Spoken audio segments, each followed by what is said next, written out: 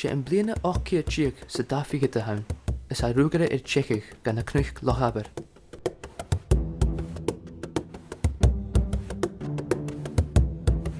Ha iad ga fallach go dóin sa hana glín, is na beantan corach ga dían. Ha fiús an amsir garabh ga chumil savalche.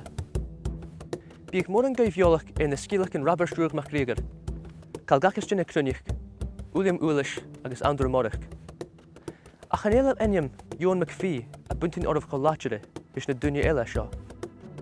Agus sé ciste hawn carson, or va ve ag a cearscho trippeltich is tucrach, van be ag na fiún eile a chai enimachug.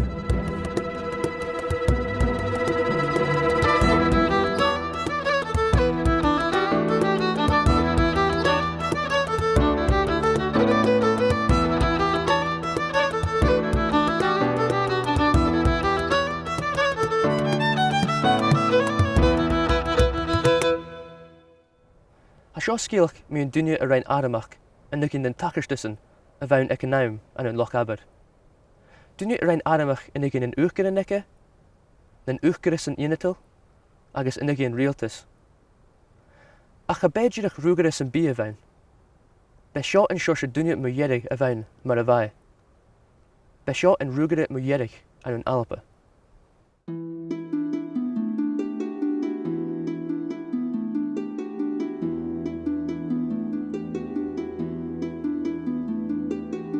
Alpa 4 animal son na ruagan an ichi. Carad an aramach an curfógesif in echtarí ichi is a djinaf skilchan mírvalach avasach.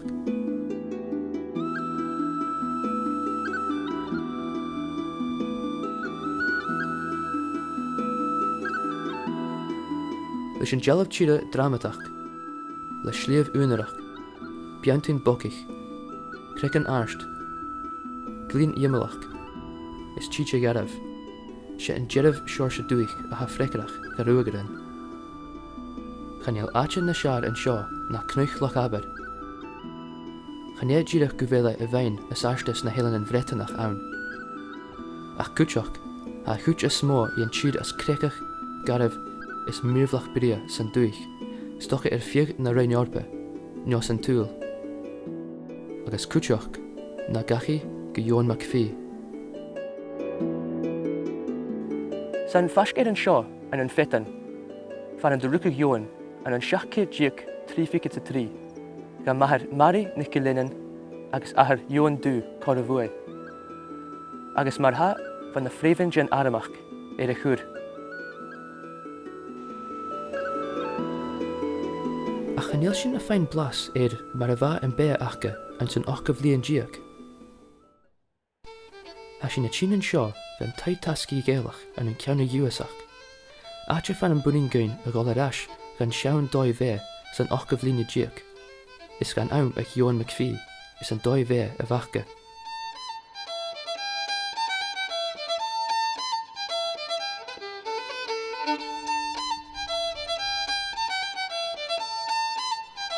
Bha an taid achcha ritú van avin itar túrin an dánlach a gleann gearich agus tírin an chamaranach a Lochiala.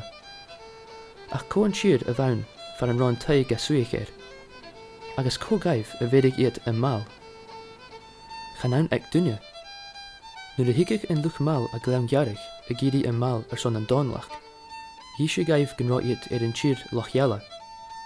Agus nuair a hiigigh an luch mal a Lochiala a gíri an mal son an chamaranach, hí sé gaibh gan rá iad an tír gleann gearich a thula túris a seachnag a bhí a péig mal.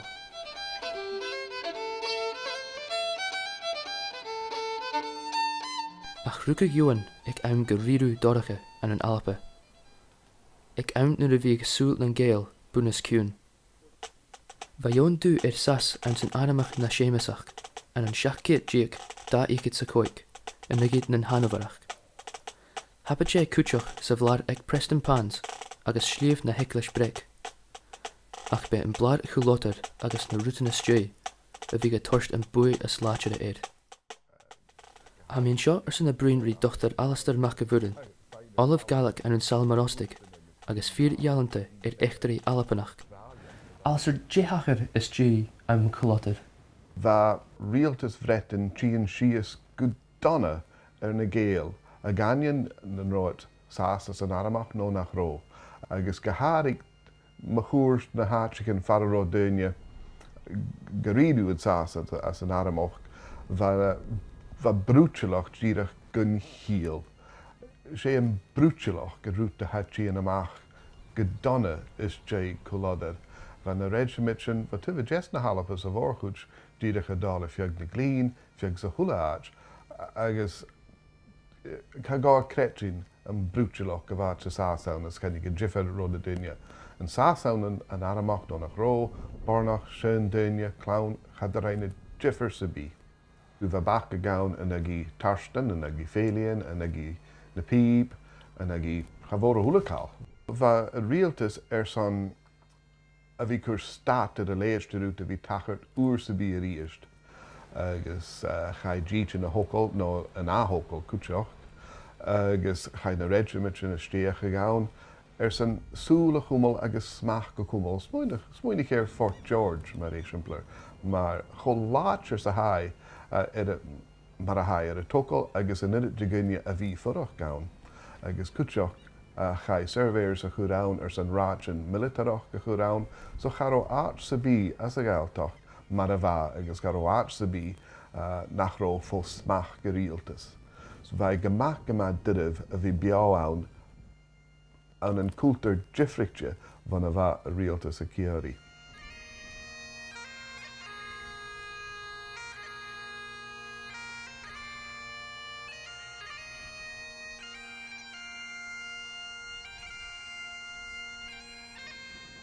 Saun an achig seo a haspionich na sémasich in dúnsaí muéirich achga. Bha an buí a hanach is stúi na smó na buí san bí roia. Garich a thularút go bra.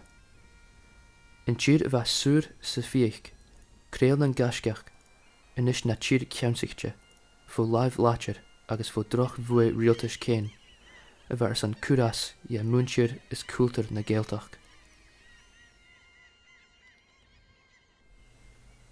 Cha bain gus an ráid na dúine ag a thosaigh Ewan a bhí a cosnaigh aim ga héin. Ach bain an dóid náchúmanta. Sé upar a bhainga or a gitse cúrich is cró go trích idir ceam cinnin lochiel is a gleam garich. Va gleam garich na tír láitir sémasach, fiús an joy chulótar. Sé átead cúnarsteach a bhain ga saitir an Jericha an rialtas. In drasta gotá, sé MacPhee a bhí a rein an buarach, agus a bharach ar a sin, be in ceam cinnig na dánlach alastar a gleam garich, a bhar son a bhí a cúr stad ar Ewan. A bharach ar a bhí na hriplach, bhai ar a bhí bacarsteach cúteach, agus bha a chliú a fas ar son danach agus enim ike anichte, fat is farsin. Ach is tré a furich ar tír conspiteach, idir gleam gari is lochiel ar son blianachin. Car son inis gan roi a sapit in ugin an uachgarin. Hánig de fuad die gemacha imig rút, va groig in a tachart leis an tchaundai grívichis ag jazz an sasan agus an alape, va na dunne móra as a gaeltoch, a tchaundai barach gus barach go cúltar na berle, agus at sa va sin dollar cúteach va aharichin trian a stay mar a ha átrichas a dollar. So becker vek harna blianjachan chai na huachtar in a steach go feudalism gemór mar a va an coin in riach go jén an cúteach. So le cuach geríist agus len histum feudalach go bhain, becker vek charó an rát dáthliach ann far a bhfuil de leistenis ag na dunne móra agus bheit de leistenis ag na tua a trían michéile go ddíireach cádichin ag na dunne móra agus leis a sin dar a hánig na fuadichin haró cádichin sa bí ag muinte na gaeltach ar san an drían héin. Thuirt na dunne móra machas an jeir inniu, sfach gur I fallaf.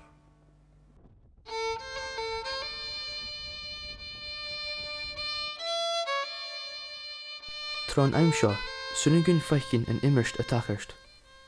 Van na cin cinian inis an uachgarin, na cenistan inis an tuanig chúrich, is van duine eile inis chure mach son curig chinas jaach son prisian na barste. Hoshi seo jellerich hug tor alpenich a mach geduichen in eile. Gai moren ju Amerika tue, Australia is een shallag nuig. Kutschgeif na sata na shin.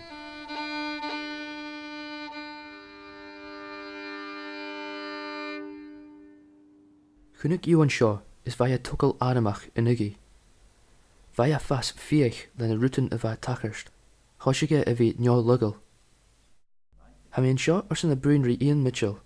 Skriveter is bjanter. Haar leor is skrivig muve Ewan MacPhee. Ian, you're obviously very passionate about Ewan MacPhee. How did you come to write a book about him?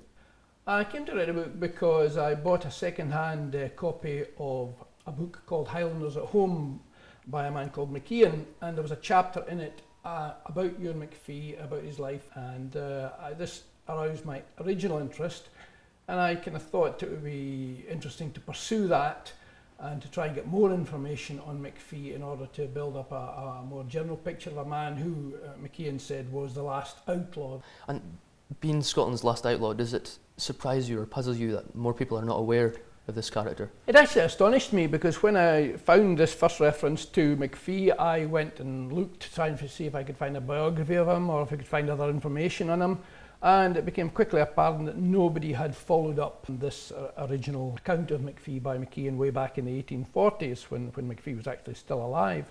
And I think he achieved an almost mythological status there because he was the only, at the time of the clearances, which were very, very little resisted in the Highlands. There was hardly any resistance, physical resistance to the clearance. He was a man who was taking on the landowners and the graziers, and therefore, in the eyes of the Highland peasantry, he was a folk hero. Ach gas na cín cínian, seach jerv ski je Ewan, guhari Alistair Donlach, a gleam garrig, a var son kuchis einde. En een ochkiet jiek se hun jiek, va Ewan erein is jach een reshmitchen vretenach, vo Alistair gleim garrig, son a sapich en een reinjorpe, en zijn kokkig Napoleon. Ach va MacPhee na officer 4 va sna regiment. Hesse amach voor na seitjer in eile, is huke bui voor orde. Be officer honorach a vaun, a huur moren mollig agus rinig sergeant je. In ire a barste a buniga ein, lich een Fulham a werke. Bij crew a harigig, gu ma kutermach a hacher en een alpe in Shaw. Van a geel a veik unheim koerstige glefele moor, en ish in seitjer en een kotig in jerk. Nishaun kinian kelchach, en ish en een reshimitchen en realtas. In piepere unerach is een achig, en ish en een colin fiep le drumichen. En een doit nes moe, ziet de wij een kolonialich, en ish a gen of kolonialich, agus en een doit nach rood en duel. Veit a sapich son ri, a veit girach ga no 3 fiket bliene ron en shaw, son a churas. Ach maar a chuntai ruten son een geel, kutchach chuntai ruten son Ewan sna reshimich. At se vai ans in Spain, ga Ewan mission son bahar ein ash. Ach va eke ristat or va seitjeren Napoleon senache. Son exemplar a yen of je, voel in officer Ewan uten bielev in seitjeren eile. Ga Louis gas en Joy Shaw, goede Ewan skiën zijn droom eke, is heke falla von reshimich.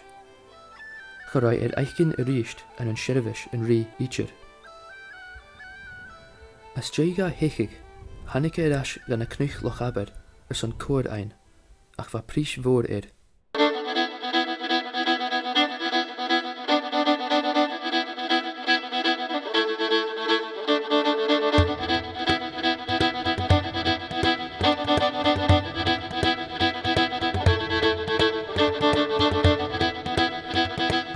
Ga beidjierig kon do heke von reshimich, ach kutchach vare wij kjaun officer. Ga rosho ma icher son Ewan. Cricketer kurig a vaun, en ish na hokerach, a heke ga na glien, na rui von smach jenetel, agus vo seitjeren en realtas. Ha emitach skilchen me Ewan a feiner fallav vo glachkach. Ach ha un skilch aun is stocha ha nas lachere na kach. A hacker aan zijn korpig. Bij vallig ik tij a vaher aan een fitten, Nuair hanig saitrin na rialtas, chimical an tai agus glachgate de. Atsan roi gesif van na saitrin na rialtas. Hanig it an seo chun na chorpach, agus curit an bate as na dal tarshin an loche chun na geristan.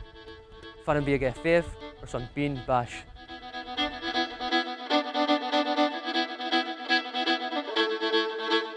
Chwriad an bate la siadiach no fichet saitjer.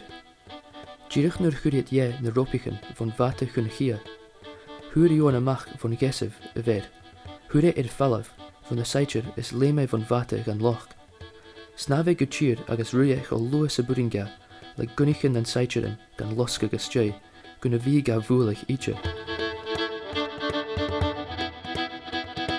Va is ikke nan roi son einer fallaf vo glachkig. Va feim gal as duine gan a glien, is atar fallaf van kuach en rialtas, agus van a hoogkerissen jinnetul. Hanneke seo ag len cuich, atje imlach is krikach, van an no elen loch cuich, van an de hoke bohen son furig. Bij Sean atje, van an de helike son fe, gieschike son bratan, agus kutjoch chruich en uske be eke heen gunnechet, na potstils eke fallig mun churst na skire. Coyu, gumi orstenach, a hunskun jach dam a hokal, en een nui kiet jiek, lechiet se koik. In elen enimigig elen MacPhee, en nish vo uske na loche. Hamien seo colorie shien chameren, borenich a skide lochaber heen, ko ek moren fisrigig is rounsigig, yinef muve Ewan MacPhee. Jean, you're from Lochaber, you have a wealth of knowledge of MacPhee. What motivates you to have gained such incredible information and research pertaining to MacPhee? My son is stalker up on Glenkingie Estate, which is beside Loch Cuich. So that was my interest in MacPhee, and then when Ian Mitchell's book came out, it was Mountain Outlaw. Prior to that, I had never heard of Ewan MacPhee. I knew about census returns for Fort William and District, and then that's when I came across MacPhee in 1851.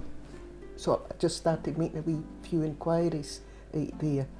It's just because of my general interest in family history and through Fort William.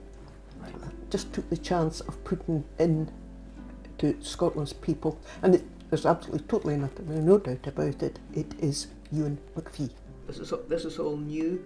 The loch ended here, and then of course this is MacPhee's Island here, and what else have we got? We've got the dam down here. This is the dam, and of course now the level of this loch is up and down. Just dependent on how they're working the hydro system, because he had been used to the fact that was the island, so he didn't put the boat. That's quite incredible.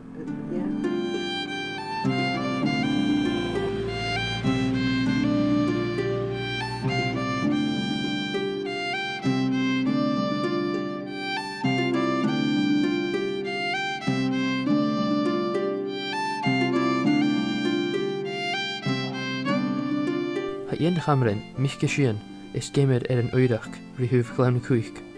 Is ik moren jolas een skide, is een atje men goerst.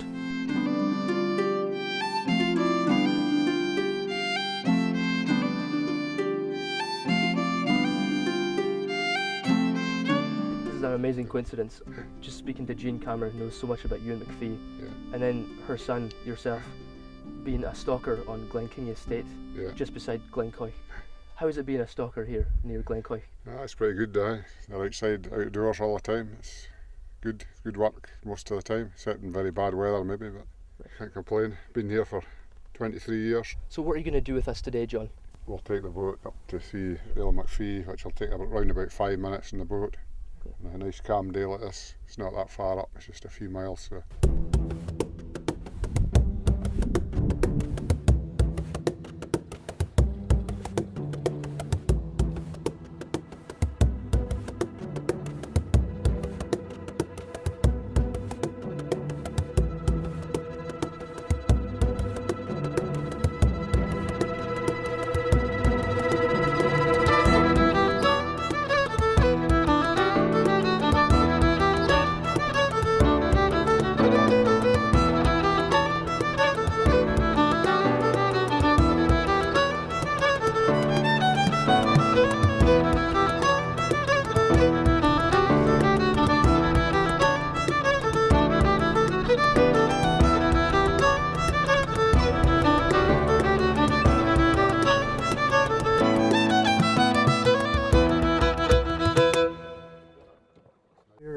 right above where Ellen MacPhee is. Yes, Right yeah, there. rough, approximately, yeah.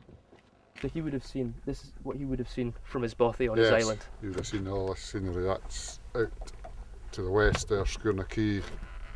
That's the start of the Neither Peninsula there. And then that's Glencoy And over right there. round into Glencoy behind us here. Okay, So he'd a pretty good scenery from his back door. right. And this place would have been completely remote.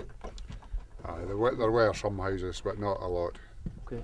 You know, Glencoy Lodge was there, one or two houses, and the Kingie Lodge was out towards Scourna Key there. Right. But all these houses are demolished and underwater now. You can't see them. How difficult would it have been for government soldiers and the local authorities to come chasing after MacPhee in a place like this? Probably fairly difficult because he would know the hills probably like the back of his hand, but they wouldn't. So.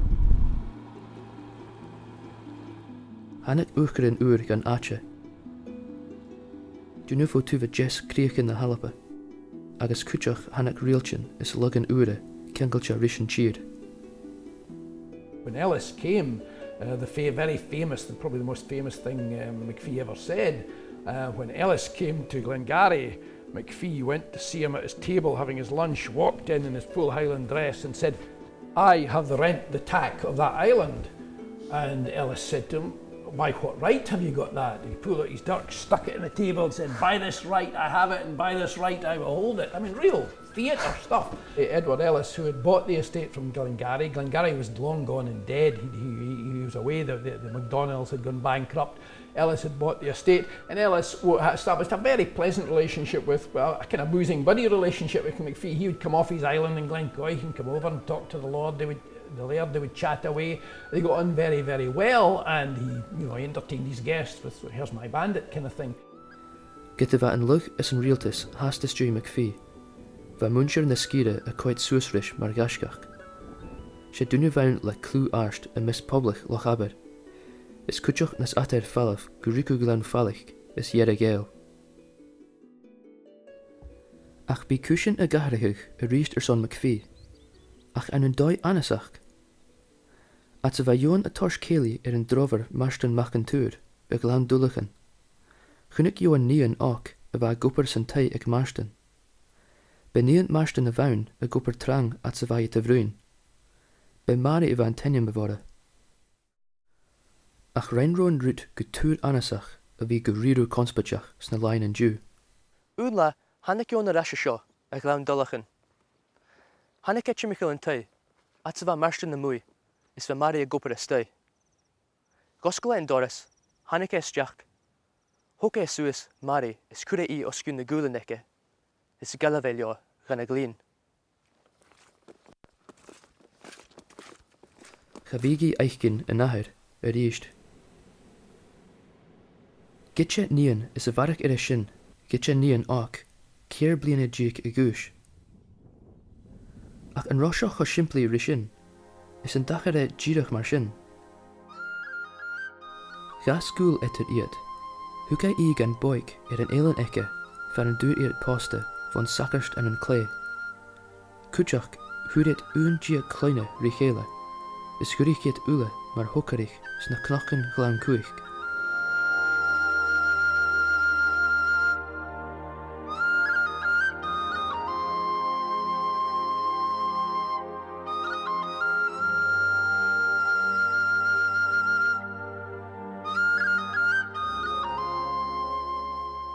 She seemed to be perfectly happy with the situation she was in. She didn't seem to, and she certainly wasn't pressing charges.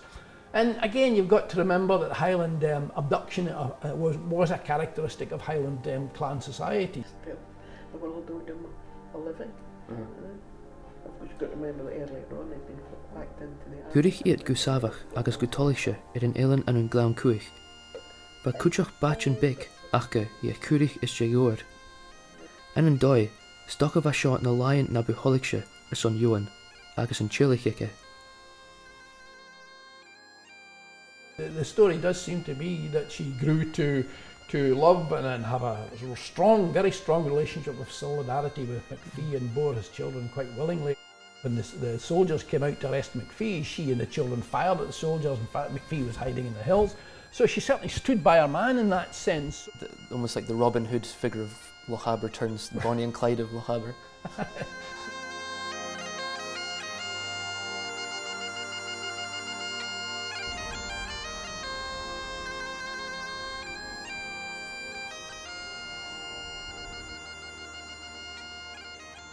Ach a ríist bí rútan mí orstanach a nachgur son MacPhee.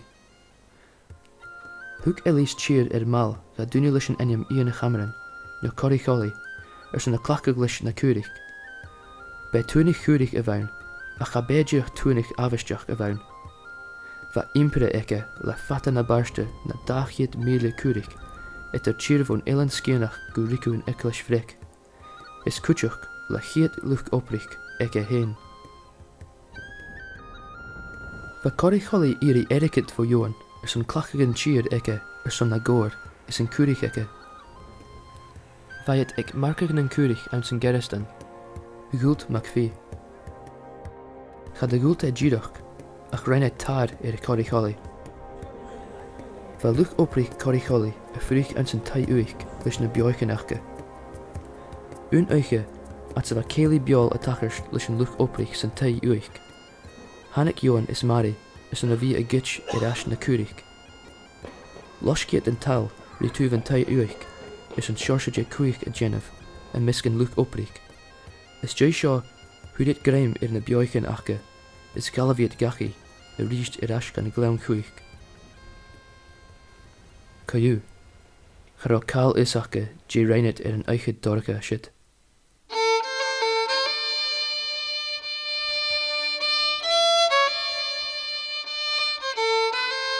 Von Jilta sa sin, a cha baun gunna ganoich. Chai trúd luch oprich a vasachig an eiche sin. Chai daú a chur go bas von chenis an tal. Is uniu a vasachig fo casan an dúne a va stampar amach as an tokelach san a henne. Va seo an túris mujerig son MacPhee. In Outlaw, hannig seitrin de realtas a gleam cuich, son Ewan MacPhee ein. Hannig le adamach lacher, leis na gunniche nachke a loschuk an eilen is an tai. Loschkit an eilen, a richt is a richt is a richt. A gin of miliach, gin tai is an eilen fat. Van chillich a gevach, va Ewan is Mari a fiekin rish a clown a cumul savalche. Is va pís an clach an hillikig fieganatje. Hannig Ewan tashin a vud, sa vata eke son stata chud an luskig uavasach sa va tacherst. Agus son an chillich a havalich, chaya an nuel, is a glachie te. Bela dirve vaun, son Ewan is an chillich. Rut cha bronach sa vaun, riav. Chai MacPhee a chur gan a frisian, in seo an sa geristan, colorish an chillich. Van de kasjetin a chai a chur a cheun a dolarash cha at rin a lain ook eke. Maar chricketer kro is kurig, ens na skinen gleam gjarig is loch jare. Kutjoch ens na kasjetin va vraag, murst, agus an tjechig von Reshmich. Gra ach an un rut aan a va fev son MacPhee. Beshin bean bash.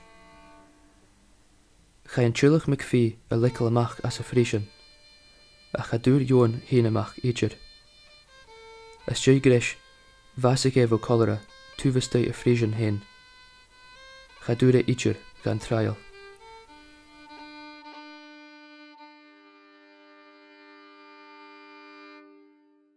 Chai MacPhee a helikig an seo sa chile fianan, an an ochkiet jiak sa leichiet. Get de hashimis minuchig gan bei dunia gashgil a van, dunia tripletjach, kutjikin riesliche, na jiak kutjikin kuva bia an an suichig mi arstenach, gunsmach in de tacherstissen, men kurst ek an naumat. Bei in dunia mujerig a vaun maravai, bei in rugere mujerig an an alape.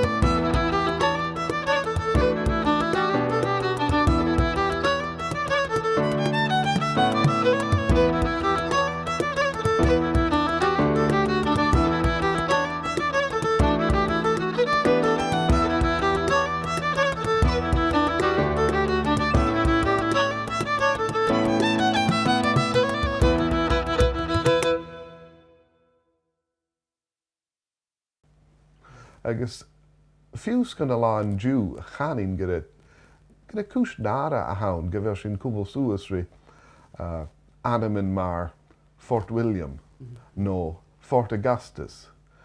Anaman at a ha saunrachig yn dynia a fas cwnd a chwt just missa i brwtio loch gyfawn.